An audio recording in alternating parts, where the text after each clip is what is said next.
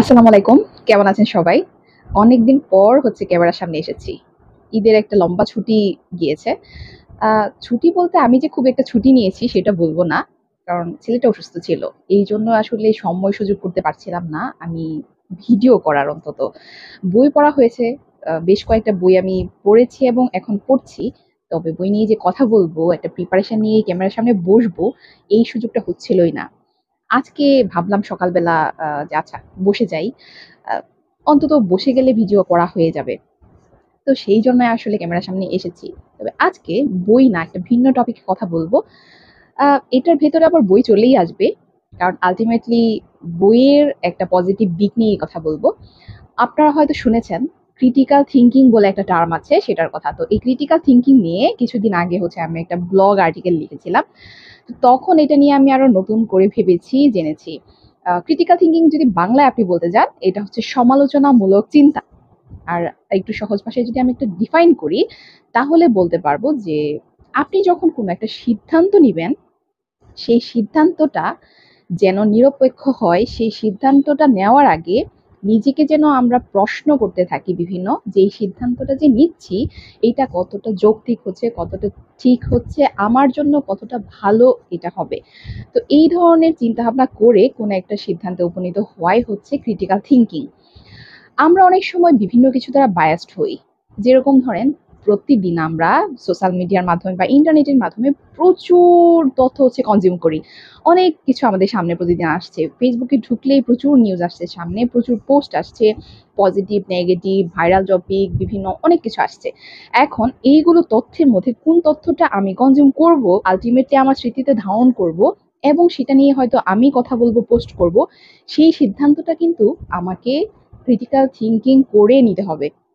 যেরকম ধরেন, অসংখ্য ভাইরাল টপিক আমাদের সামনে আসে। অনেকেই দেখা যায় যে কেউ একটা কিছু নিয়ে পোস্ট করলো, কোনো কিছু সাবপাস না ভেবে, সেটার গভীরে না গিয়ে, সেটা নিয়ে চিন্তা না করেই গভীরভাবে শেয়ার দিয়ে দিচ্ছি বা রিপোস্ট করে দিচ্ছি। সেটা নিয়ে সবাই ব্যস্ত হয়ে যাচ্ছি। কিন্তু এই যে এই পোস্টটা শেয়ার করছি, এইটা যে আমি চিন্তা করছি না, এটার অনেক ব্যাড ইফেক্ট কিন্তু আমার উপর এবং আমার পারিপার্শ্বিক সবার উপর পড়তে পারে। এই লেখাটা কতটা যৌক্তিক, কতটা সত্য, এই যে সেটা না জেনে বুঝেই যে আমি শেয়ার করছি, এইটার পেছনে যদি কোনো নেগেটিভিটি থেকে থাকে, সেটার দায় কিন্তু আমার উপর বর্তাচ্ছে। এটার জন্য কিন্তু আমি রেসপন্সিবল হয়ে যাচ্ছি। এরকম অনেক কিছু কিন্তু আমরা শেয়ার করে থাকি জেনে না জেনে, না বুঝেই।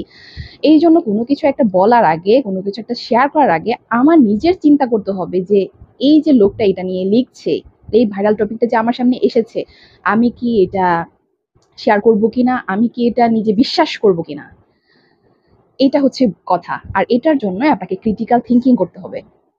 আমরা বায়াসড যেন না হই অন্য কারো ধারা। নিজের যে আমার নিজস্বতা আছে, সেই নিজস্বতা দিয়ে আমার ব্রেইন কাজে লাগিয়ে আমি যেন এটা চিন্তা করে একটা সুন্দর ভালো একটা সিদ্ধান্ত নিতে পারি। সেটার জন্য ক্রিটিক্যাল থিংকিং স্কিলটা খুবই গুরুত্বপূর্ণ আমাদের জন্য। আবার একটা ব্যাপার আছে, আমরা অনেক সময় আবেগের বশবর্তী হয়ে অনেক সিদ্ধান্ত নেই। ইমোশনালি অনেক কিছু আমরা চিন্তা না করে, না ভেবেই সিদ্ধান্ত নিয়ে ফেলি। তো ইমোশনালিও যেন আমরা বায়াসড না হই, সেজন্য কিন্তু ক্রিটিক্যাল থিংকিংটা খুব গুরুত্বপূর্ণ। আবার আমাদের অনেকেই দেখা যায় আমাদের কাছের মানুষ বা আমাদের প্রিয় কোনো মানুষ, আমাদের আইডল, রোল মডেল বা প্রিয় কোনো একটা রাইটারের বই, সেগুলোর উপরও আমরা অনেক সময় অন্ধ বিশ্বাস স্থাপন করি। যে কোনো একটা মানুষকে আমি পছন্দ করি মানে সে যা বলবে সবকিছু ঠিক। আমার রোল মডেল যা বলছে, যা কিছু করছে সবকিছুই ঠিক করছে, সবকিছুই আমারও করা উচিত। সে যা বলছে সেটাই আমি করব। এইভাবে যে আমরা biased হই, এটাও সম্পূর্ণ ভুল। কারণ আরেকজন আপনাকে যা বলছে, সে তার পার্সপেক্টিভ থেকে বলছে, তার জীবন থেকে বলছে, তার জীবনে যা ভালো মনে হয়েছে তা সে করছে। সেটা যে আমার ক্ষেত্রেও সুইটেবল হবে, আমার ক্ষেত্রেও সঠিক হবে, সেটা কিন্তু না। আমি কিন্তু আমার দিক চিন্তা করে সিদ্ধান্ত গ্রহণ করব। আরেকজনের জীবন দর্শন কিন্তু আমার সাথে নাও মিলতে পারে। তো এই যে অন্ধের মতো কাউকে ফলো না করা, অন্ধের মতো কাউকে বিশ্বাস না করা কারো কথার উপর, সেটার জন্য আমাদের ক্রিটিক্যাল থিংকিং স্কিলটা দরকার। সজ্ঞানে চিন্তাভাবনা করে, বারবার প্রশ্ন করে, দরকার হলে এটা নিয়ে ইন্টারনেটে সার্চ করে, পড়াশোনা করে, তারপর আমার একটা সিদ্ধান্তে উপনীত হওয়া উচিত যে, যে বিষয়টা আমার রোল মডেল বলছে, সেটা নিয়ে অন্য মানুষরা কি বলছে, তারা কিভাবে সিদ্ধান্তটা নিচ্ছে, সেগুলো বিবেচনা করে তারপর আমাকে সিদ্ধান্ত গ্রহণ করা উচিত। তো না হয় কিন্তু আমরা অনেক বিপদে পড়ি এই ক্রিটিক্যাল থিঙ্কিং স্কিলটাকে আমরা কাজে না লাগানোর কারণে। তো এই ক্রিটিক্যাল থিঙ্কিং স্কিল ডেভেলপ করার পেছনে কিন্তু বই পড়ার গুরুত্ব অপরিসীম, সীমাহীন। কারণ হচ্ছে আপনি যখন অনেকগুলো বই পড়ছেন, অনেকগুলো লেখকের চিন্তাভাবনা পার্সপেক্টিভের সাথে আপনি পরিচিত হচ্ছেন। যদি আমি ফিকশন বইয়ের কথা বলি, ফিকশন বইয়ে কিন্তু অনেক ক্যারেক্টার থাকে, সেই ক্যারেক্টারগুলো কিভাবে চিন্তা করছে, তাদের জীবনের কোন সিদ্ধান্তটা নেওয়ার কারণে তারা সাফার করেছে, কোন সিদ্ধান্তটার কারণে তারা সফল হয়েছে, এই দিকগুলো কিন্তু আমাদের সামনে চলে আসে, আমরা ফিল করি, দেখতে পাই, সরাসরি দেখতে পাই অনেকগুলো মানুষের জীবন। তো সেগুলো থেকে কিন্তু আমরা শিখতে পারি এবং আমরা আমাদের চিন্তার শক্তি বৃদ্ধি পায় এগুলোর মাধ্যমে। আর যদি নন ফিকশন বইয়ের কথা বলি, তাহলে বলবো এখানে তো রাইটার সরাসরি আমাদেরকে বলছেন আমাদের কি করা উচিত, কিভাবে ভাবা উচিত, কি করা উচিত না। তখন দেখা যায় কি আমাদের চিন্তা ভাবনা নতুন আরেকটা দরজা খুলে যায়, যে আমরা চিন্তা করি একটা লেখা পড়ার পর, বাহ এটা তো খুব দারুণ একটা পরামর্শ, এভাবে তো আমি চিন্তা করিনি, এই জিনিসটা তো আমার জীবনে কাজে লাগিয়ে দেখতে হবে, এটা আমার ক্ষেত্রে কতটা প্রভাব ফেলে, বা আমি এটাকে কতটা আমার জীবনে কাজে লাগাতে পারি। আমরা কিন্তু চিন্তা করতে থাকি, যত বেশি আমরা বই পড়ি, প্রত্যেকটা লেখক কে কিভাবে চিন্তা করছে, কে কিভাবে লিখছে, সেগুলোর সাথে কিন্তু আমরা পরিচিত হই, আমরা আরো ভাবার সুযোগ পাই। একটা মানুষের গণ্ডি কিন্তু খুবই সংকীর্ণ। আমরা কি করি প্রতিদিন ওঠার পর, ঘুম থেকে ওঠার পরেই আমাদের পরিবারের কয়েকজন মানুষের সাথে কিন্তু আমাদের কমিউনিকেশন হচ্ছে, যারা বাসায় থাকছি আমরা।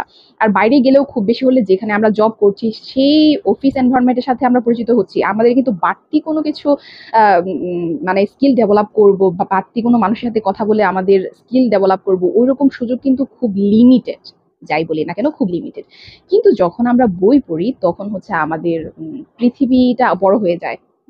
অনেক কিছু আমাদের নতুনভাবে চিন্তা ভাবনা করার সুযোগ তৈরি হয়।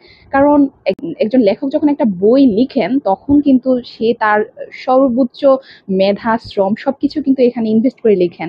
তো একটা মানুষের জীবনের সব মানে সেরা সেরা হচ্ছে উইজডম, সেরা জ্ঞান বলা যায় যে একটা বইয়ের মাধ্যমে আমরা পাই, খুঁজে পাই। যা হচ্ছে আমরা ঘরে বসে পাচ্ছি, পৃথিবীর অন্য কোনো একটা দেশের মানুষের সাথে পরিচিত হচ্ছি, অন্য একটা মানুষের চিন্তা ভাবনার সাথে পরিচিত হচ্ছে, যাকে আমি কখনো দেখিনি। তো এইভাবে কিন্তু আমাদের ক্রিটিক্যাল থিঙ্কিং স্কিল একটা বই, একজন লেখকের চিন্তা ভাবনা ধারা অনেক বেশি ডেভেলপ হয়। তো অবশ্যই আমরা যদি ভালো সিদ্ধান্ত জীবনের ক্ষেত্রে নিতে চাই, প্রতিদিনের যে সিদ্ধান্তগুলো আছে সেগুলো যদি সর্বোচ্চ সুন্দরভাবে নিতে চাই, অবশ্যই আমাদেরকে বই অনেক বেশি হেল্প করে এক্ষেত্রে। এটা আমি আমার ক্ষেত্রে দেখেছি যে আমি হচ্ছে বই পড়ার দরুন জীবনে অনেক অনেক নেতিবাচক দিক থেকে আমি নিজেকে সেভ করতে পেরেছি বলা যায়।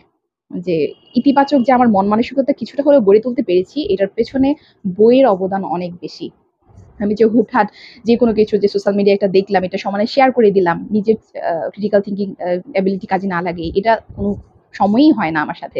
কোনো ভাইরাল টপিক নিয়ে কখনোই দেখা যায় কথা বলতে আমি স্বাচ্ছন্দ্য বোধ করি না, যে এটা নিয়ে পোস্ট দিব। কেনই বা পোস্ট দিব? কেন নেগেটিভিটি গুলাকে আরো ছড়িয়ে মানুষের মাঝে হচ্ছে নেতিবাচক একটা মাইন্ডসেট আমি গড়ে তুলতে যাব? তো আমরা রেসপন্সিবল থাকতে হবে এইসব ব্যাপারে। তো ক্রিটিক্যাল থিঙ্কিং যে এগুলো ব্যাপারেই দরকার তা না। আমাদের প্রতিদিনের যে প্রত্যেকটা কাজের সিদ্ধান্তই কিন্তু ক্রিটিক্যাল থিঙ্কিং এর উপর নির্ভর করে। ধরেন আপনি বাসায় আপনি একটা আপনার বাসা কিভাবে গুছিয়ে রাখবেন, আপনি কি বাজার করবেন, কি খাবেন, সেটা হেলদি খাবেন, নন হেলদি খাবেন, রিচ ফুড খাবেন নাকি হেলদি ফুড খাবেন। তো এই ধরনের সিদ্ধান্তগুলো কিন্তু আপনি যখন নিবেন, এগুলো কিন্তু ক্রিটিক্যাল থিঙ্কিং যত ভালো করতে পারবেন, তত ভালোভাবে আপনি এই সিদ্ধান্তগুলো গ্রহণ করতে পারবেন। তো ক্রিটিক্যাল থিঙ্কিং নিয়ে অনেক কথা বলে ফেললাম আজকে। পরবর্তীতে হয়তো কোনো বই নিয়ে কথা বলতে আসবো। ধন্যবাদ সবাইকে। আসসালামু আলাইকুম।